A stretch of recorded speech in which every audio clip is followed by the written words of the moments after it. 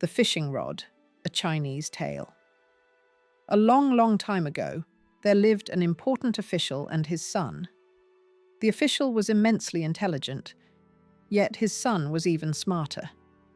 This is why the father would never begin any endeavor without first consulting his offspring. One day, the official suddenly developed a keen desire to go fishing.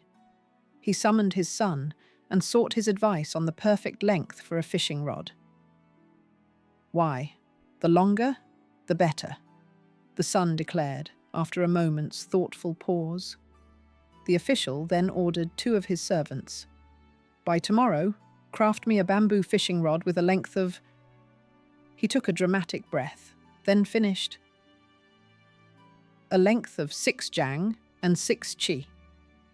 The servants bowed respectfully and backed out of the room. But the moment they crossed the threshold and found themselves in the courtyard, they squatted down and burst into uncontrollable laughter.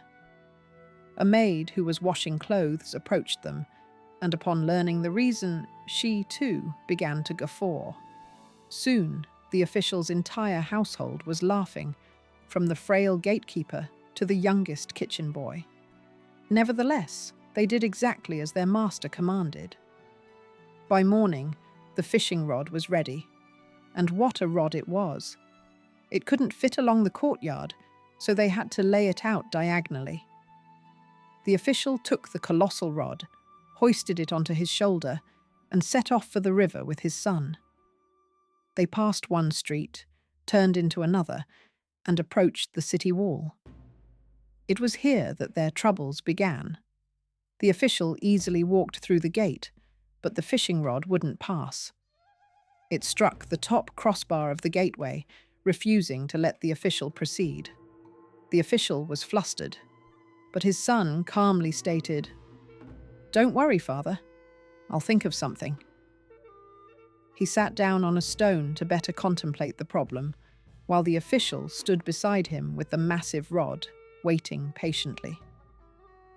After some time, the son announced, "We must turn the rod sideways across the gate opening."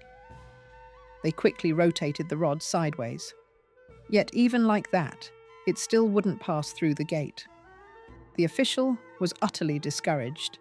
His son, however, started thinking again. This time, he pondered even longer. Finally, he smacked his forehead and exclaimed, "Now I have the perfect solution.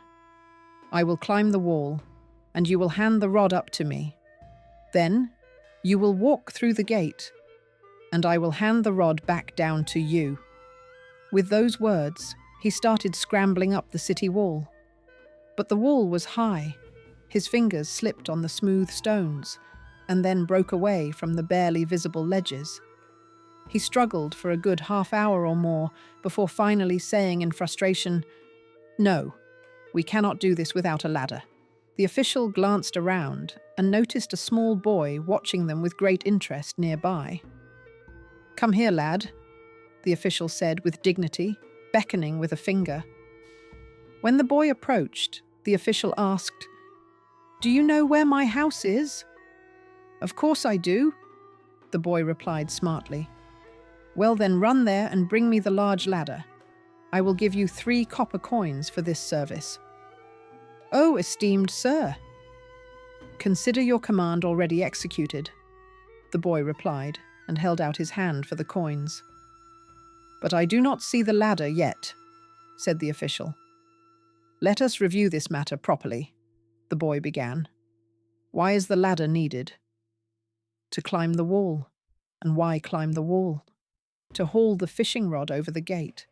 Now, if I haul the rod over to the other side without the aid of a ladder, I deserve an equal, or perhaps even greater reward, highly honoured sir, than if I had actually brought the ladder." The official, who hadn't understood any of that, looked at his son. The son furrowed his brow and declared, "This boy is exceptionally dim-witted. Give him the 3 coins first. Perhaps he will become more sensible and bring the ladder after all." The boy laughed, cleverly snatched the coins, tucked them into his cheek, and then, taking the rod by its thin tip, He simply dragged it out through the gate. "Well, the boy isn't as foolish as he appears," said the official. "That's merely because an ignoramus always remains an ignoramus." The son sneered dismissively. "Such simpletons entirely lack the ability to reflect, and they execute even the most complicated tasks far too simply." And, pleased with each other, the father and son proceeded towards the river. Whether they actually caught anything with that fishing rod, however, is a matter that no longer concerns us.